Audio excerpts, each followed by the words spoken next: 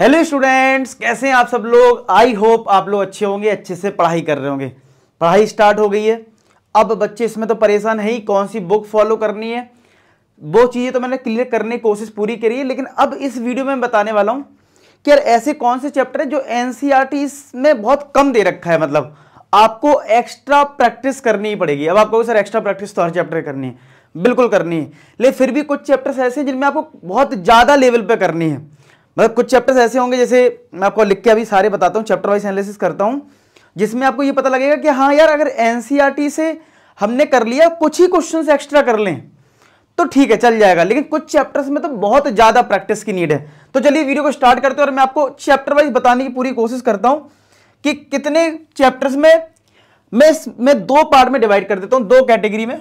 ठीक है, एक कैटेगरी 1 ले लेते हैं, एक कैटेगरी 1 ले ली हमने, ठीक है, या एक टाइप 1 कर लेते हैं, ठीक है, और एक टाइप 2 कर लेते हैं। ठीक है,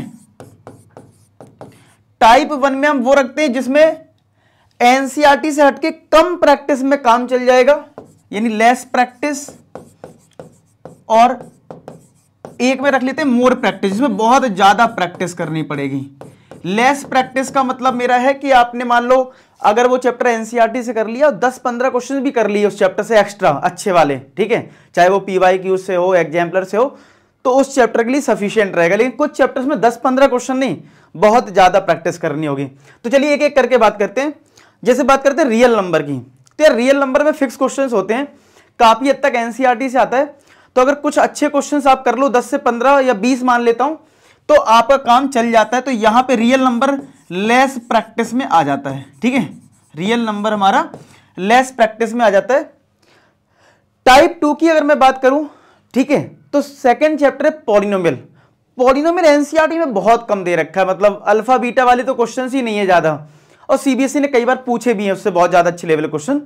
तो आपको यहां पे पॉलिनोमियल में अगर आप देखोगे, कोई भी रेफरेंस बुक देखोगे, चाहे आरडी शर्मा, चाहे आरएस अग्रवाल, उनमें बहुत सारे क्वेश्चंस दे रखे हैं। तो यहां पे आपको प्रैक्टिस ज्यादा करनी पड़ेगी, ठीक है, पॉलिनोमियल में। फिर आता है third chapter linear equation 2 variable. तो लीनियर इक्वेशन 2 वेरिएबल पे देखें तो काफी हद तक एनसीईआरटी में भी वर्ड प्रॉब्लम करने की कोशिश की है, और कुछ अच्छे क्वेश्चन अगर आप कर लेते हो तो ये चैप्टर भी आपके लिए लेस प्रैक्टिस में आ जाएगा। ठीक है, लीनियर इक्वेशन, ठीक है, लीनियर, हालांकि चैप्टर का नाम तो है पेयर ऑफ लीनियर इक्वेशन, आप समझ रहे होगे चैप्टर 3 की बात मैं कर रहा हूं। इसके बाद फोर्थ आता है क्वाड्रेटिक इक्वेशन।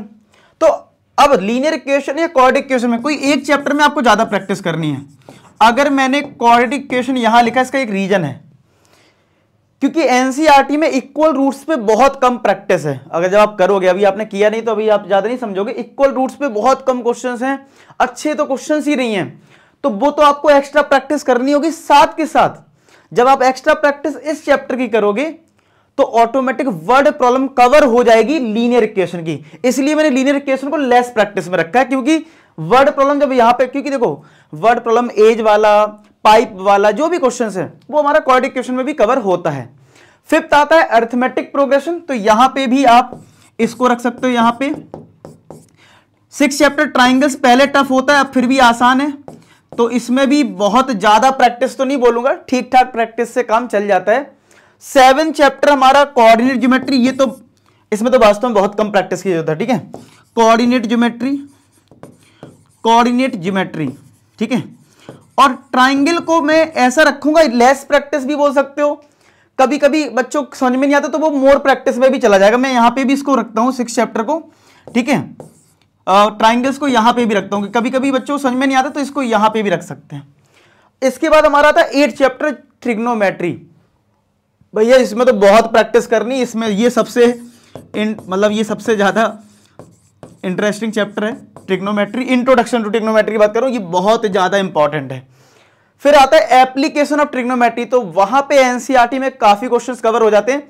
कुछ क्वेश्चंस हैं जिसमें टाइम वाले क्वेश्चंस हैं, स्पीड वाले, उनके लिए थोड़ी सी प्रैक्टिस कर लोगे तो काम चल जाएगा। एप्लीकेशन ऑफ ट्रिग्नोमेट्री, ठीक है, एप्लीकेशन ऑफ ट्रिग्नोमेट्री। इसके बाद आता है हमारा, ये चैप्टर 9 है। इसके बाद आता है सर्किल, 10th चैप्टर। तो सर्किल में भी अगर आप एग्जाम्पल कर लेते हो और एनसीईआरटी एक्सरसाइज कर लेते हो तो सफिशिएंट होता है। यहां पे भी कुछ ही प्रैक्टिस अगर आप करोगे तो आपका काम हो जाएगा सर्किल, ठीक है। अब 11th चैप्टर होता है कंस्ट्रक्शन, जो कि कोर्स में नहीं है लेकिन नई बुक में तो वो है ही नहीं। फिर हमारा आता है 12th चैप्टर जो कि हमारा है एरिया रिलेटेड टू सर्कल्स, और यहां पे भी आप थोड़ी कम प्रैक्टिस करेंगे। अब देखो नई बुक है तो 11 चैप्टर होगा और पुरानी बुक है तो ये 12 चैप्टर होगा, ठीक है। तो एरिया रिलेटेड टू सर्कल में भी थोड़ी कम प्रैक्टिस से काम चल जाएगा, ठीक है। अब आते हैं 12 चैप्टर पे जिसका नाम है हमारा area surface area and volume. पुरानी बुक में 13 चैप्टर होगा। तो सरफेस एरिया एंड वॉल्यूम में थोड़े आप एक्स्ट्रा प्रैक्टिस करें, क्योंकि वो चैप्टर आपको 9th में भी करा होगा लेकिन फिर भी और प्रैक्टिस करनी पड़ती है, तभी आप थोड़े अच्छे अच्छे क्वेश्चंस कर पाते हो, कैलकुलेशन सीखनी पड़ती है। तो इसको फिर भी मैं यहां पे रखता हूं सरफेस एरिया एंड वॉल्यूम को, 12 चैप्टर को। पुरानी बुक में ये 13 होगा, सरफेस एरिया एंड वॉल्यूम, ठीक है। इसके बाद आता है स्टेट्स। स्टेट्स अगेन बहुत सिंपल चैप्टर है, 13 की बात करूं पुरानी बुक में ये 14th होगा। ये आप एनसीईआरटी कर लो, 10-15 क्वेश्चन कर लो तो खत्म हो जाता है, ठीक है। और लास्ट चैप्टर प्रोबेबिलिटी की बात करूं तो एनसीईआरटी में ठीक है लेकिन फिर भी आप एक्स्ट्रा प्रैक्टिस इस चैप्टर करो, स्कोरिंग है और सिंपल है, अगर एक बार कर लिए दोबारा करने की जरूरत नहीं पड़ती है। तो इसमें थोड़ा सा ज्यादा प्रैक्टिस कर लोगे, आपको फ्यूचर में भी फायदा रहेगा। तो 14 चैप्टर यहां पे प्रोबेबिलिटी एक ऐसा चैप्टर है जो आप लेस प्रैक्टिस में भी डाल सकते हो और ज्यादा आपका टेस्ट टाइम है तो आप एक्स्ट्रा प्रैक्टिस भी कर लो, सही रहेगा, क्योंकि 11th-12th में भी काम आता है अगर आप मैथ्स ले रहे हो। तो अगर मोटा मोटा देखें तो ये चैप्टर्स हैं जिनमें आपको ज्यादा, और मैं अगर स्पेसिफाई कर दूं तो ट्रिग्नोमेट्री में सबसे ज्यादा एफर्ट मारना है, कोऑर्डिनेट इक्वेशन में सबसे ज्यादा एफर्ट करना है, पॉलीनोमियल में, ठीक है।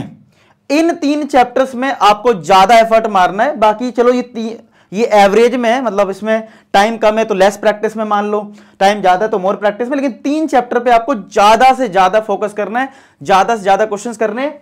और इन चैप्टर्स में अगर आप एक एनसीईआरटी कर ले तो 15-20 क्वेश्चन कर रहे हो, ठीक है, तो भी ठीक है, मतलब आपके स्कूल में नंबर आने लगेंगे। लेकिन वही वाली बात है, कुछ बच्चों को 100 में 100 नंबर चाहिए, ठीक है, फुल में फुल मार्क्स चाहिए। भाई हमें पास थोड़ी ना होना है, टॉप करना है। तो यार आप अच्छे से पढ़ाई करिए, हर चैप्टर को बस ये पता हो कि हाँ इस पे ज्यादा प्रैक्टिस करनी है, इनमें थोड़ा कम करोगे तो चल जाएगा। बात समझ रहे हो? तो ये एक आइडिया होता है। देखो जब हम पढ़ने बैठते ना तो हमें ये पता होना चाहिए कहां पे हमारा ज्यादा। पता चले स्कूल का पेपर आ गया, आप लगे पड़े हो रियल नंबर में पता नहीं कौन कौन से क्वेश्चंस कर रहे हो जो आते ही नहीं हो, ठीक है। पॉलिनोमियल में जहां ज्यादा प्रैक्टिस करनी चाहिए वहां पे आपने की नहीं हो, पेपर में पॉलिनोमियल आ गया। इस वीडियो का मकसद ये है कि आपको ये पता लग जाए कि भैया रियल नंबर में आपको प्रैक्टिस करनी है, ठीक है, टाइम है तो करो, लेकिन कल तुम्हारा पेपर तुम रियल नंबर के बड़े बड़े खतरनाक वाले क्वेश्चन कर रहे हो, वो कभी पूछते ही नहीं है, ठीक है। तो इसलिए आपको ये एक आइडिया तो होना चाहिए ना कहां पे ज्यादा प्रैक्टिस करनी है कहां पे कम। आई होप आपको ये वीडियो में सारी चीज क्लियर होगी। बाकी आपको पता है कि सीबीएसई के न्यू पैटर्न के अकॉर्डिंग 20 नंबर के एमसीक्यूज आते हैं, तो मैंने एक स्पेशल क्लास आज प्लान की है 8:20 पे, how to solve MCQs fastly. कुछ ट्रिक्स बताऊंगा, कुछ टिप्स बताऊंगा, जिससे कुछ कहीं कहीं ना आपकी कैलकुलेशन बहुत सिंपल हो जाएगी, ठीक है। तो आप इस क्लास को ज्वाइन कर लेना, इसकी लिंक डिस्क्रिप्शन में आपको मिल जाएगी, ठीक है। तो आई होप आपको ये सेशन बहुत अच्छा लगा हो, चीज समझ में आई हो, अच्छे से पढ़ाई करो।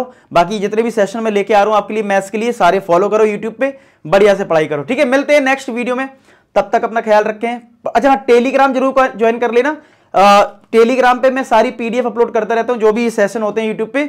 मेरे एक पर्सनल भी टेलीग्राम चैनल है अनअकैडमी साइड से, तो आप उसको भी ज्वाइन कर लेना, ठीक है। तो मिलते हैं नेक्स्ट वीडियो में, तब तक अपना ख्याल रखें, पढ़ाई करते रहें। लास्ट में एक ही बात बोलूंगा कि आप सभी सफल हो। धन्यवाद।